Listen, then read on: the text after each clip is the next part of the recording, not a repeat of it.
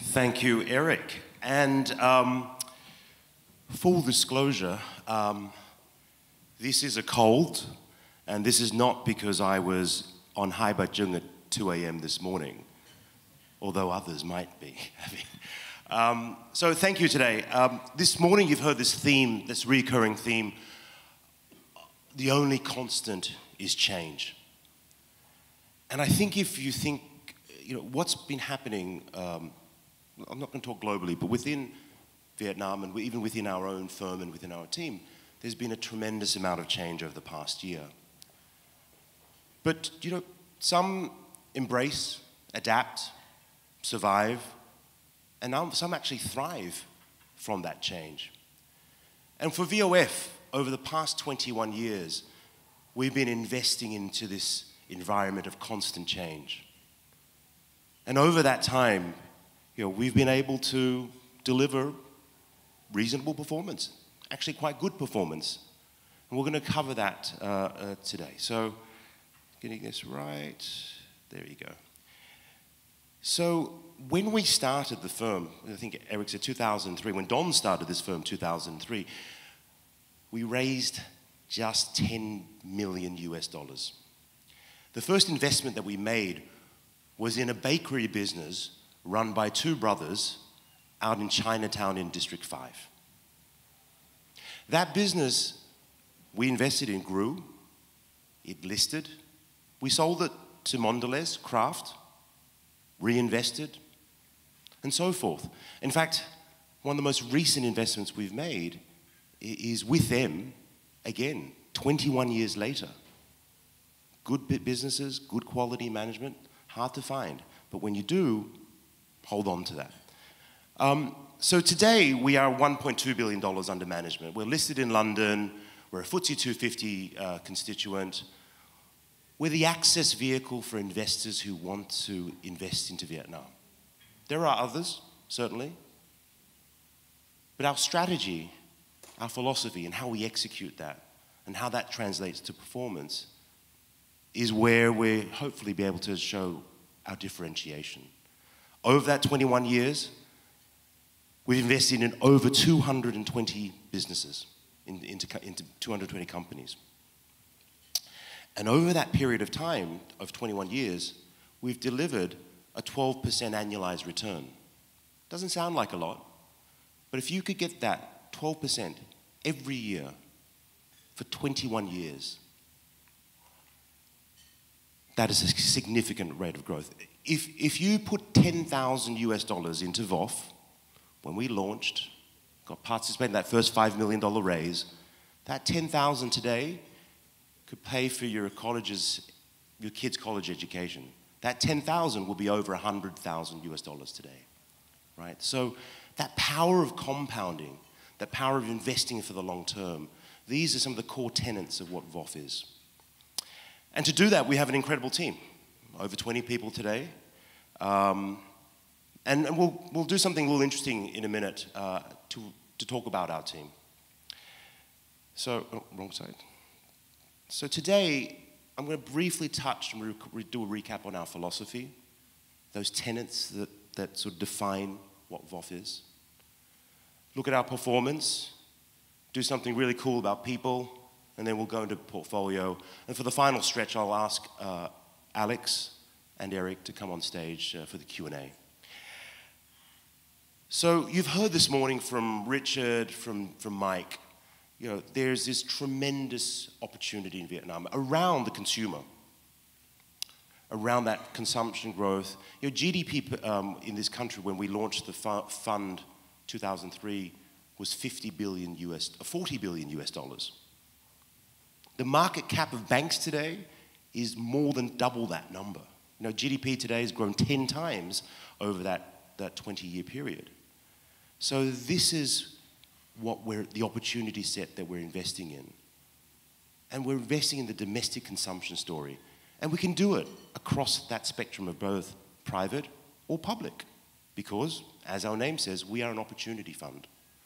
That flexibility allows us to uncover and invest into the best opportunities. And we overlay that with what we call this sort of private equity principles, an overlay of, and what does that mean? It means due diligence, it means active management, it means getting involved in the businesses that you invest in to create value, right? And we're long-term investors. You know, many of the positions in our portfolio we've held for a long time. Huafat, steel company, 17 years. P&J, jewelry company, 17 years. KDH, in and out of that over 21 years. And recently, we've added new names to that portfolio. We've recently added Mobile World. We've recently added a bank to that portfolio. So, you know, we'll go through some of those activities later.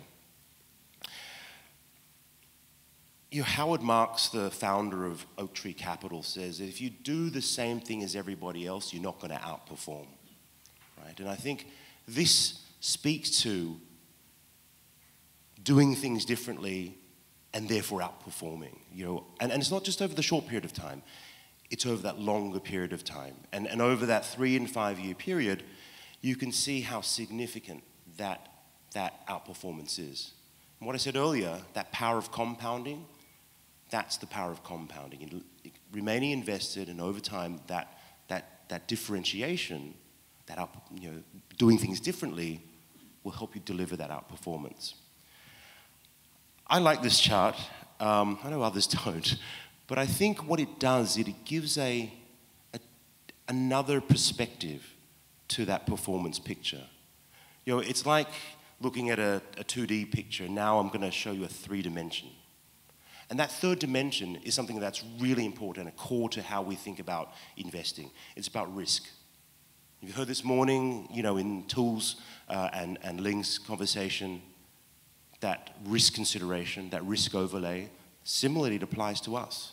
In fact, there's a lot of cross-pollination of approach, of strategy, of looking at companies that happens across our various platforms and portfolios. And for us, how we look at risk is this volatility. And what we can see here is that, you know, we're delivering top quartile performance, but at the lowest risk compared to our peers, compared to other funds in the market, compared to ETFs, compared to many other strategies. So this, for me, is something that's really important. It's not just about achieving top performance, but doing so, you know, on a risk-adjusted, you know, basis. So the next part is the fun part. And for many years, you've seen myself on stage with Andy.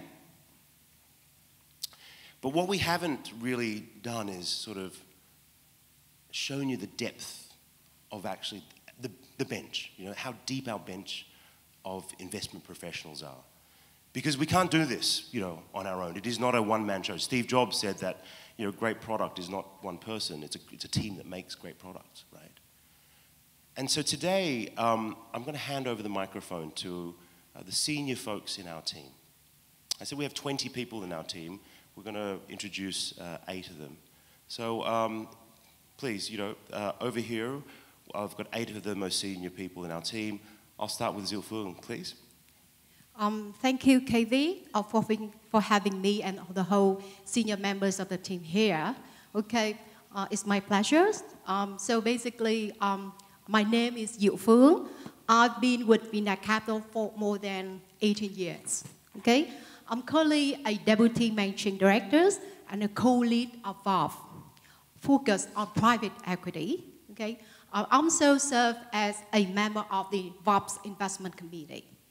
Over the last 5 years, my team and I have executed $600 million of private equity investment and divestment transactions and realized an impressive return of 21.3% in dollars to the investors.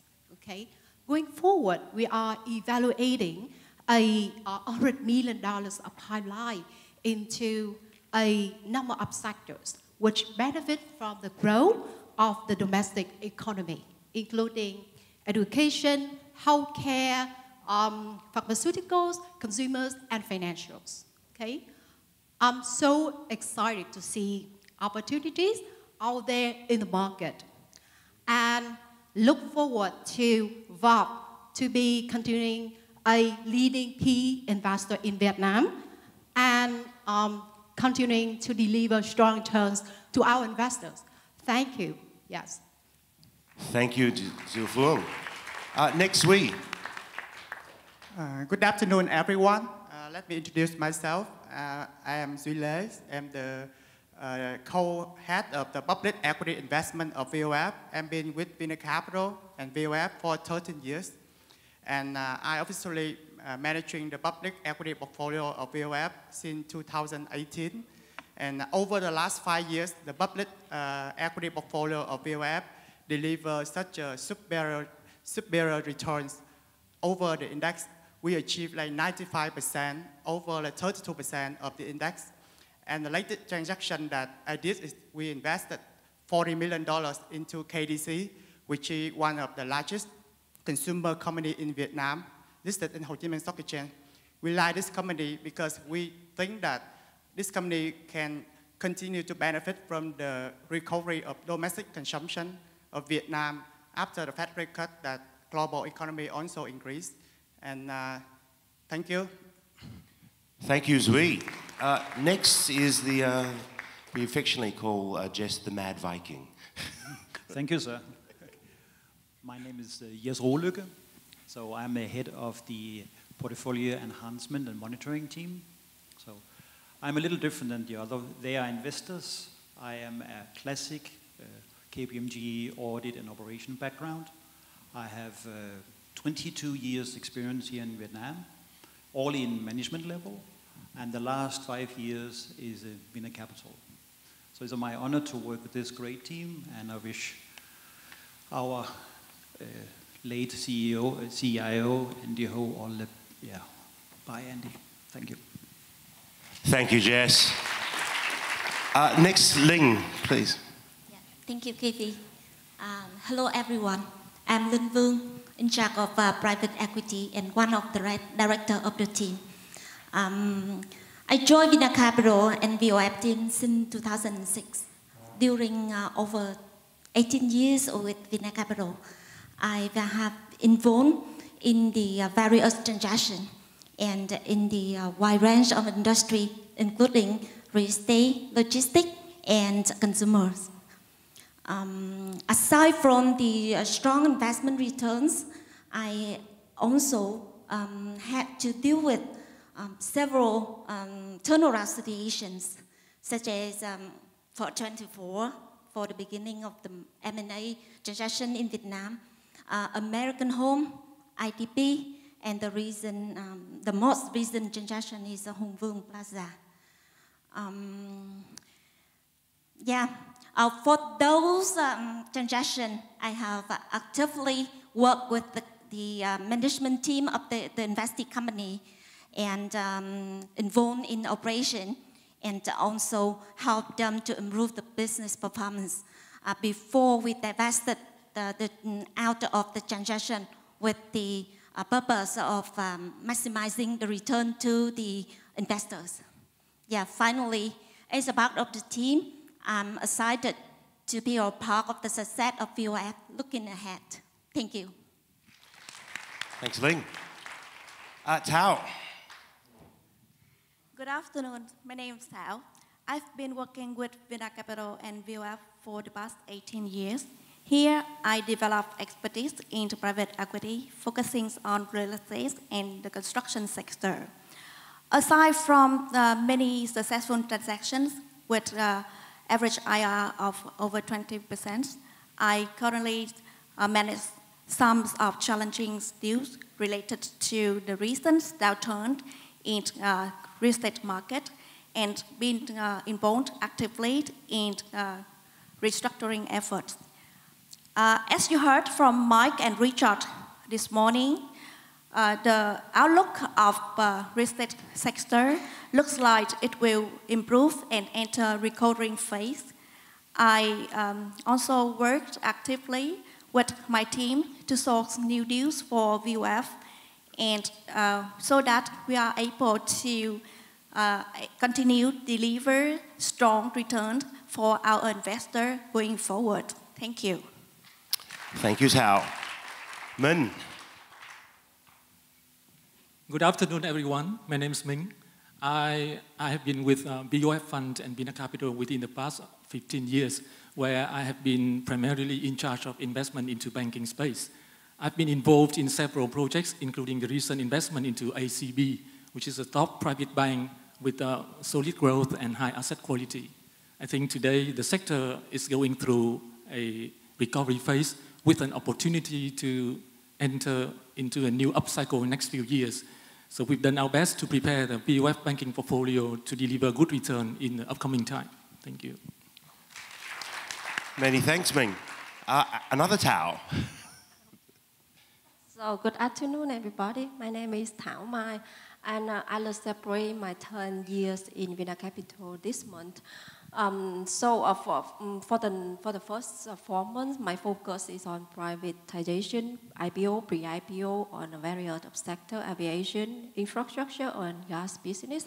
And then last 6 years is more on the private company investment.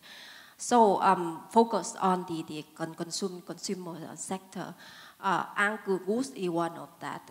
Angkor is one of the leading, wood clean and material decorative and solutions in Vietnam and Southeast Asia. So from our entrance, we doubled their capacity and sales, and we have brought the company to listed on wholesale last 2 years. And my reasons focus is on the leading hospitality and F&B company in Vietnam. And me and our teams have the chance to involve in the daily operation and management of the company, which we believe that will bring out the best value for the shareholder. And I believe that that's the best way for the private equity team to bring the best value for VOF shareholder too. Thank you. Thank you, Thao. And last but certainly not least, Hương. Thank you, KB. Good afternoon, everybody. My name is Hương Lương, and I work for VinaCapital. It's about 7 years, but almost 10 years in the healthcare sector. I'm very excited in doing the deal in this sector, from the deal sourcing, closing the deal, monitoring, and exiting. I invested in Tâm Chí in 2018, and now after 6 years, we double its size from 4 hospitals to 8 hospitals via M&A and build up also, and triple its capacity from 400 beds to now it's 1,200 beds.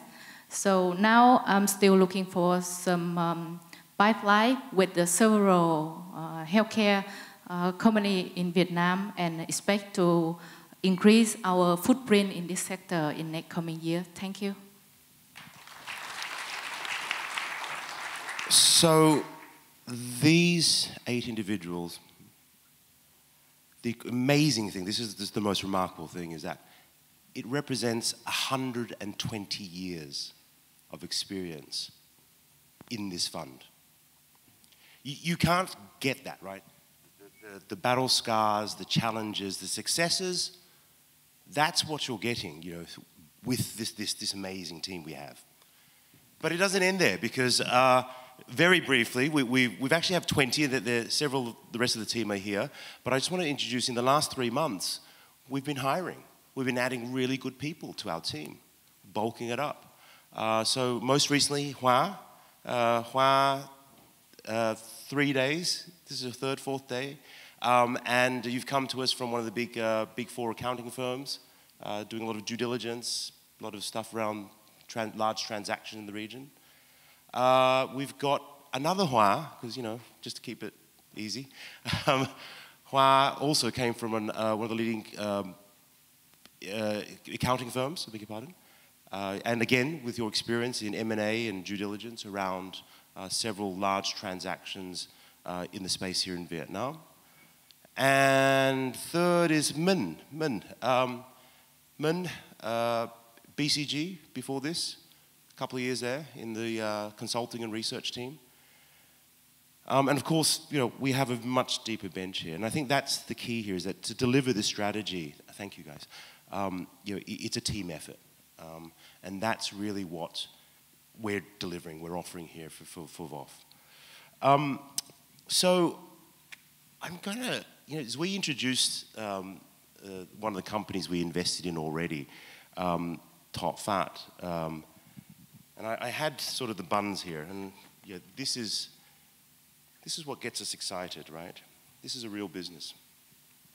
This is a staple. I think it costs how much, Zui, out in the supermarket, Circle K? $1. And it's a meal, right? It's a healthy meal.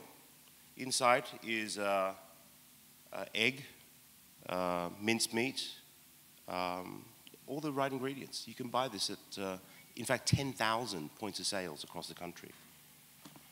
And when we looked into this business, we were very interested, very excited.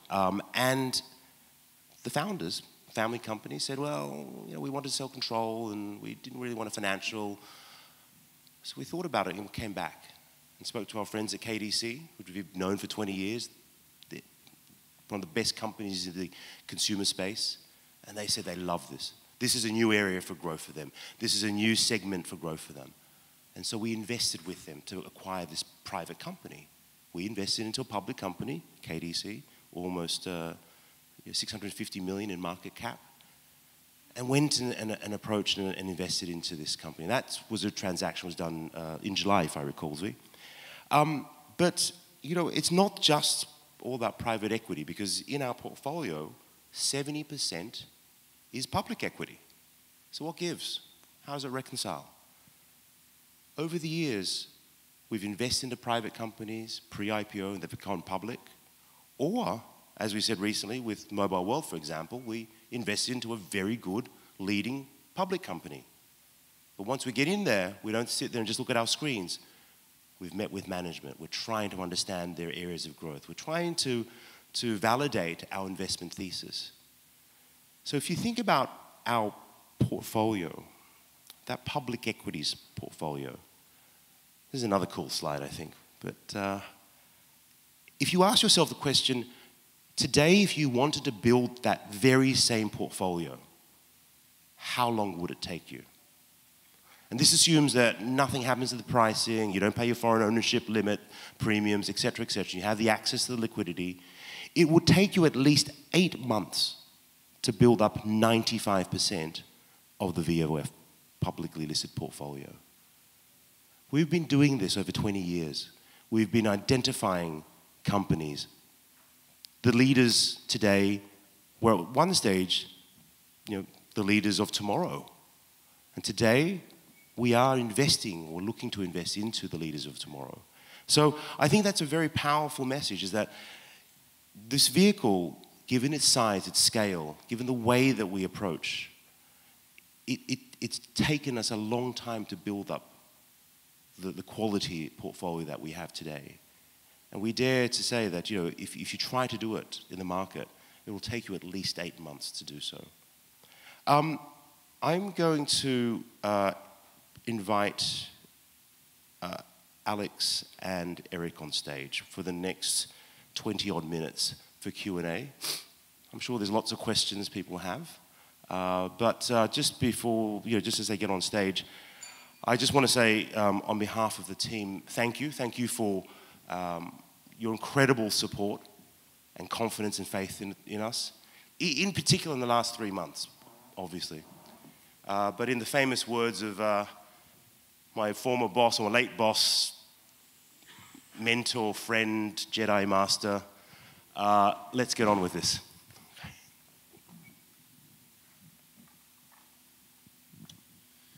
Okay.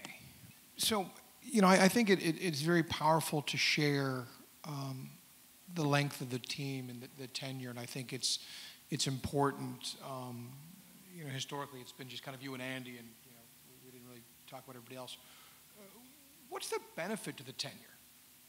Is it culture? Is it experience? Is it what do you think is the biggest impact? And I will say this as someone that manages a fair amount of people within VinaCapital, and I've interviewed a lot of people. people in Vietnam change jobs about every year and a half. So I will just say on behalf of the team, the level of tenure that you guys have is amazing. If it was in New York City, you'd be like, wow, that's great. In Vietnam, to me, it's actually even a lot more impressive. As a thank you, this is as each several of our team members explained to you, Ling working on American Homes. I mean, I remember we were out there in the trenches, fired the chairman, fired the CEO, sat out there for 3-4 months, right, to turn around this business, delivered an IRR of whatever that number was, 12%.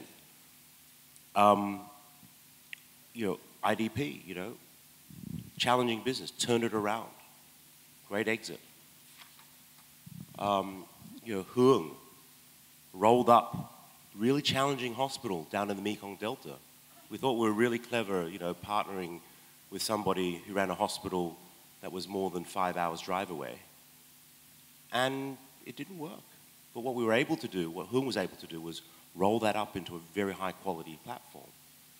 And what she's done is exactly what you see in that traditional private equity. It's like bolt on, roll up, build out the business. And so today, Huong is one of the best healthcare platforms in the south of Vietnam. That experience, that tenure, that allows us to look at the pitfalls, the challenges, but also, I think importantly, we have to have a belief that we will succeed. Okay. So Alex, you've been on the investment... Don't we just add to that? Yes. Yeah. So the reason that's important, the clue's in the name, all the strategy. It's a long-term investment strategy. It's an active investment strategy. And if you're going to engage with companies on that basis, you've got to have a team that know them and work with them. And then the last thing you'll all hear in Vietnam, which is the same anywhere in the world, if you're going to try and do illiquid investments, it's about relationships and managing difficult situations and persuading proud owners of businesses. If they're going in one direction, it may not be the right direction. And if you're going to try and persuade them to change direction, they've got to have people they respect and trust to work with. And you only build that up by time on the job.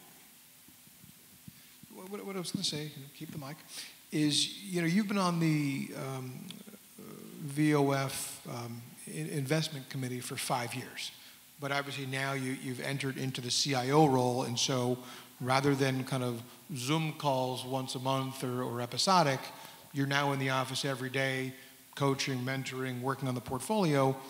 What has been your biggest takeaway now as kind of a full-time employee and kind of getting involved in VOF every day? So obviously I'm on stage later with Brooke and Don talking a little bit about the business, but what's really impressed me is the VinaCapital platform. So VOF is a fund, and you've seen the team, but there's 200 people in VinaCapital, and there's a culture within the company of understanding long-term private investing. It's in the DNA of VinaCapital. And if you think about the future of this country, the way to make money in this country is going to be taking a broad view of the opportunity and the ability to negotiate, to weave your way into the opportunities. And that's in the DNA of VinaCapital. And VinaCapital, and thereby VOF and the other strategies, stand to win in a country which I think we've been hearing today, and Brooke's talk at lunch, has got a great future, and the platform will deliver on that. And I think that my takeaway is VOF sits on this tremendously powerful platform. Everybody in VinaCapital is extremely, probably with the exception of Eric, there's some very, very impressive people in the organization. Every company has a weak link, Eric. My mom is not going to be pleased by that. I can't send her this video. She won't be surprised, but she won't be pleased. So when you think about it, I'll take it from that comment to something a little bit more topical. Knowing what Michael said, what Richard said, what the real estate team said, what the bank folks said, as you look at the portfolio today, are you asking the team, whether public or private, to focus on specific sectors? Are there certain areas, are there certain opportunities that you're looking at kind of post-election US or just, the economy is transitioning? How are you thinking about what's going on from a macro standpoint and then driving that into portfolio decisions? If I can start, and Alex, the wider view. You saw it in one of the core tenets, this domestic economy. That is going to be incredibly important, regardless of what happens in developed markets in the US. There is a very resilient domestic economy, and we're long-term investors. So we believe that over the long term, we'll be able to deliver value. Of course, in the short term, there may be challenges. McKinsey did a study that said by 2035, so in the next 9 years, 11, 10, whatever, head cold, next 10 years, there will be half of the population in Vietnam will be middle class. And to my colleagues from the UK, that's almost the size of your entire country will be middle class here. And that for us is the opportunity set. So yes, there is going to be challenges. I'll just bang on about this. It's the same old record, but it's the long-term approach. So sector is very, very important, but it's getting into companies where you can see where it comes out in the longer term. The investments I made, I've been here before, so I did this for Prudential a few years ago. The mistake we made was taking a short-term view on if we'd held those stocks and those companies, we'd be, it's a long-term view, and we've got the companies that have that opportunity here. Well, and it's interesting, I'm supposed to be moderator, but I'll kind of make an observation, because oftentimes, people talk about whether it's turnover rates or they talk about, here's my philosophy, and then you look at the portfolio and it actually doesn't sync up. You talk about long-term investors, and then you mention not only does the team have 10 years, per person, you talk about Hoa Phat, you've owned for 17 years, P&J 17 years. You can't say you have a private equity approach if you actually hold things for a year and a half. And so I think when you actually hear what the philosophy is, and then you actually see how the team invests, it actually matches, which I think is critically important. Well, it does, but the other rule of private equity, and we've got a panel on this tomorrow, is if someone offers you a lot of money, just take it. I mean, so we'd happily sell if at the right price. That's actually the title of the panel. If someone has a lot of money, sell it. So, as you think about it, a couple questions came up. So let me just go to the Slido app here. One of them was overlap, and I think this is interesting, Alex and your role. So, do you think about how you invest? You mentioned there's some commonality. Obviously, the research team supports VOF. How do you think about overlap? Does VOF operate independently or leverage off of the rest of the firm? I'll take that. So it goes back to what I was saying about the VinaCapital platform. There's always a tendency in any business for individuals to operate on their own. And you go around the world and you'll find that in many companies. But in a country like this, it's the power of working together. And individualism, in my experience here, tends to have not done so well. But if you can form teams and navigate the complexities of the market, you're much more powerful when you do that than if you splinter into star manager territory. Yeah, we certainly have. That's basically me telling KV he's not a star manager, okay? I think it's looking at the process and the platform, and to bang on again this idea of platform. Every Monday afternoon, our PMs, we sit with the research team. We look at what's happened in the past week, what the earnings announcements are. We look at what's going to happen in the week ahead. Mike comes in, talks about the macro. We're sharing that information. We'll go into individual companies. So that allows us to cross-pollinate those ideas. If there is overlap, then I think that is simply a function of our individual PM choices. But that for us, the way that we then access these companies, whether they're private or public, is perhaps very different to others. And I think that's it, because I think a wonderful example of that, earlier today during the case study we showed, ACB, which is a top 5 holding in the UCITS portfolio, is the #1 holding in VOF. And so I think where the firm deserves a lot of credit is shared research platform, but not enforced groupthink. And so they really let each team follow the mandate, because even within the local funds, you know, we have multiple funds that have different top 10s because each fund is supposed to do something a little bit different. So there's actually a lot of overlap because the research team recommends a lot of the same companies which we should be buying, but there's not groupthink, and I think that's intentional. Yeah, okay. So, all right, a couple more questions here. Let's see here. Oh, it always comes up.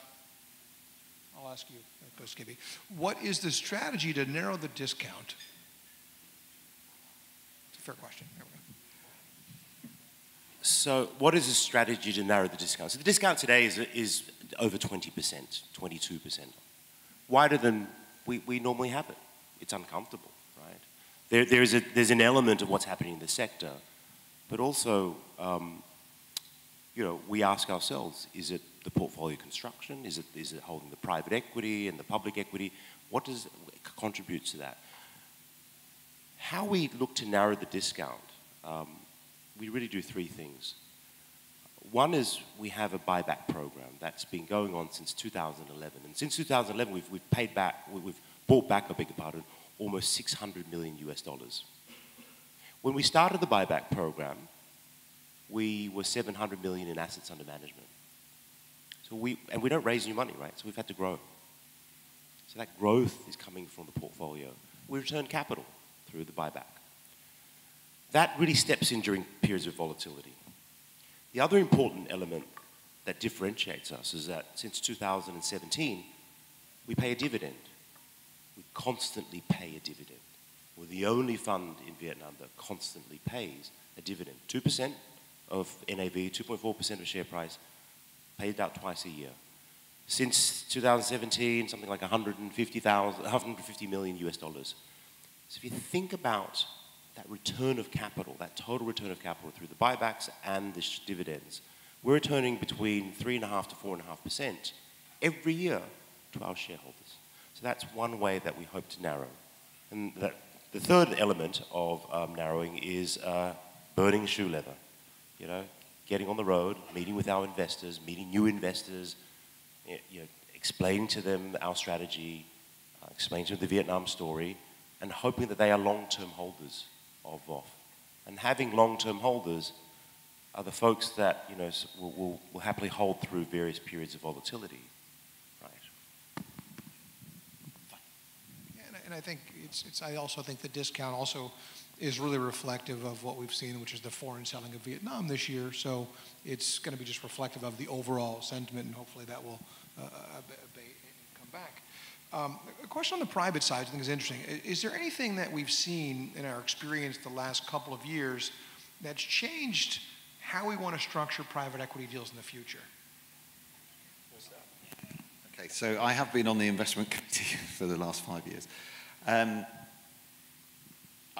Private equity, the private equity approach is quite complicated. And I think one of the things that we need to learn is we can be quite broad in how we approach situations. And I think we have become very fixated on one or two aspects of private equity and not on what are the principles of private equity and how do you think about a deal? And trying to do this, there's a whole series of issues, and if you just focus on one or two of those issues, you can create problems for yourself. And one or two of the investments we've made, and I've run on the investment committee, we have created problems for ourselves by not thinking thoughtfully enough about the risks that we were taking and the way that we were approaching portfolio construction. So there are areas that we can improve to do that. Can I add to that as well? And this is a raw and honest assessment, right? For so long, you know, many deals, we had terms, and we invested with this idea that our terms would protect us, which they do, but we lost sight of the underlying business. We lost sight of issues, risks, performance, challenges of the underlying business because we said our terms would protect us. So these recent challenges that we've been facing have sort of allowed us to reset our thinking and go, okay, we have what we need in terms, but go out there, work with this business, you know, operate, bring in good people, bring in good operating partners, bring in good management, you know, get involved, because that's really what it is. You know, private equity, someone said to me last night, private equity is the art of being active, right? So whether it is a private company or even a public company, once you invest, go meet the management, buy a bun from Circle K and taste how it tastes. Run your finger along the supermarket shelves to see if the chili sauce is moving off the shelves. That's what we encourage. That's what our team does. You know, they are very active. And so for us, those principles of being engaged and being operational and to create that value is at its core. And perhaps we lost focus of that for a while. But I think we're now sort of rebalancing and re-energizing. And just maybe to add to that, there are various rules of private equity that if people follow them, you generally... So one great rule is panic early. And if you're invested in a listed company with great liquidity, if you're not watching it and you don't like it, you can get rid of it. But if it's an illiquid position and you miss a trick, you can pay a price 6, 9, 12 months down the line. So the rules will reward people in illiquid assets who panic early, think thoughtfully about where a company is going, and then be prepared to take action. Yeah. So earlier today, when we were talking with Mr. Khanh about trade policy, and we were talking about, you know, building up more national champions, and I, of course, used the word privatization. He corrected me and said equitization. You know, as we think about that, are you seeing, you know, a potential IPO calendar or equitization calendar the next couple of years? Because we haven't really seen many IPOs, either from private equity portfolios or just equitizations. Is that anything changing here? It's probably a question for the earlier panel around that. You're welcome. But I think for us, you know, embedded within the investments, the companies we invest in, the private companies, is a commitment to IPO. Not every business makes for a good IPO story. Social goods, schools, hospitals perhaps, don't necessarily make for good IPO stories. But, you know, it is for us, the IPO is one route to exit. I mean, over our history, our portfolio investments, we've other routes, you know, do an M&A, sell to a strategic, go through a trade sale. We're not locked only and reliant on the IPO market as the only form of exit. The other thing I'd just like to add to that is this is an opportunities fund, but opportunities just don't drop in your lap. You've got to go and create them. And this is going back to what I'm saying about VinaCapital. If you have a powerful platform, you can create your own opportunities.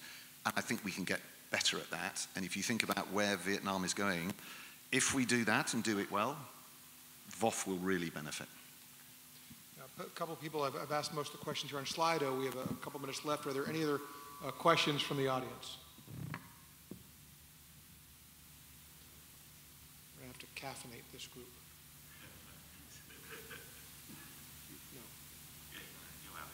I was just going to say the board are not allowed to ask any. We got our board here today, so we've got to make sure, especially the chairman, doesn't ask too many difficult questions.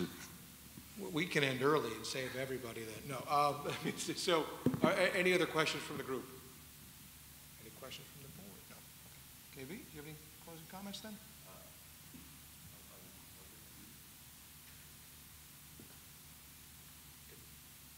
Well, actually, there is a question. May I ask the question? Sure.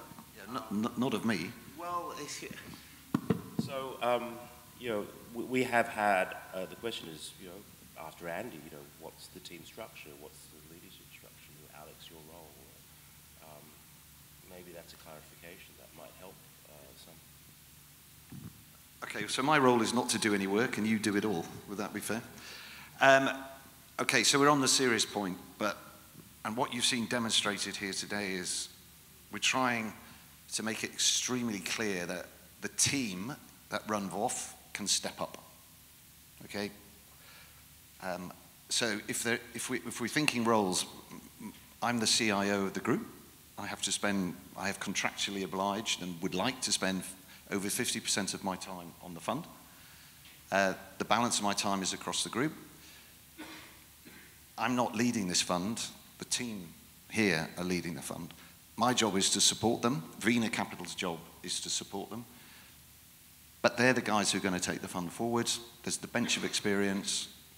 We just got to help them as they step forward and take this forward and seize the opportunities that we can see in the market. Yeah, I appreciate that. And apologize for not asking. I think, you know, one of the things we talk about, and it came up earlier in one of the earlier panels, which is great research doesn't stand still. And so some of the things that you'll see in the Vietnam Opportunity Fund, if there's a transaction 6 months from now or a year from now, the question really isn't, well, would that have happened if Andy were here? It's really about how is the team evolving and what opportunities is the market presenting. And so as we think about building the portfolio, as we think about what are the risks we want to take, what are the companies we want to buy, it's really where we're seeing the opportunities. The team exists. They're obviously extremely tenured, the folks in public equities and private. It's a well-rounded group, and it's really going to be about what's the best way to generate the best risk-adjusted returns. If it's public, if it's private, it doesn't matter. What's the best way to deliver those returns to clients? Okay. Thanks for closing. You're welcome. All right. Thanks. Right on time. All right. Well, what? Oh, yeah. Yeah, sure. Pierre, ask a 58th question. No problem.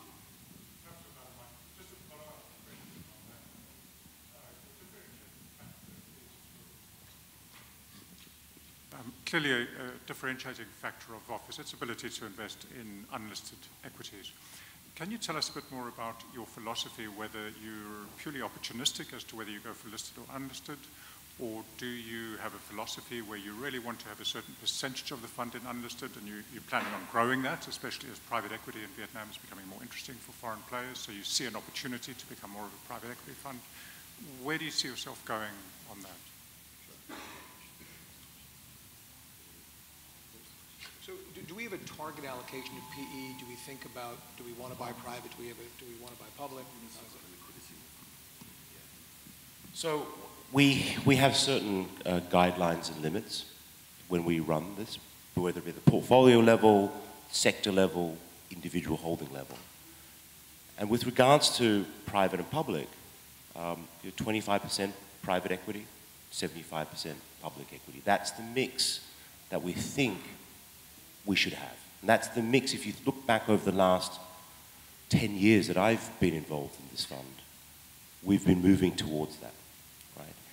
And for us, you know, we have seen many private companies cross over, become public. Tao mentioned An Gung, great example. You know, over time, some of these companies do cross over. Some instances, we might sell the private equity business. So it is a sort of a guideline that we stick to because of those liquidity considerations. So we obviously have to respect those, but it is an opportunities fund. It's flexible. If we see great opportunities in a certain area, we have to look at them, obviously within the parameters of the fund and the liquidity and what our shareholders are expecting us to have, but we've got to go after the best opportunities. And if we see something that's outside the limits that the self-contained limits that we manage, then we need to consider that, and we have processes to deal with that. But we need to take advantage of what we see in front of us. And if there isn't a good private equity opportunity around, let's look at good liquid opportunities. It's an opportunities fund, and our job is to find the best opportunities in this country. Does that? Gentlemen, thank you so much. Appreciate it.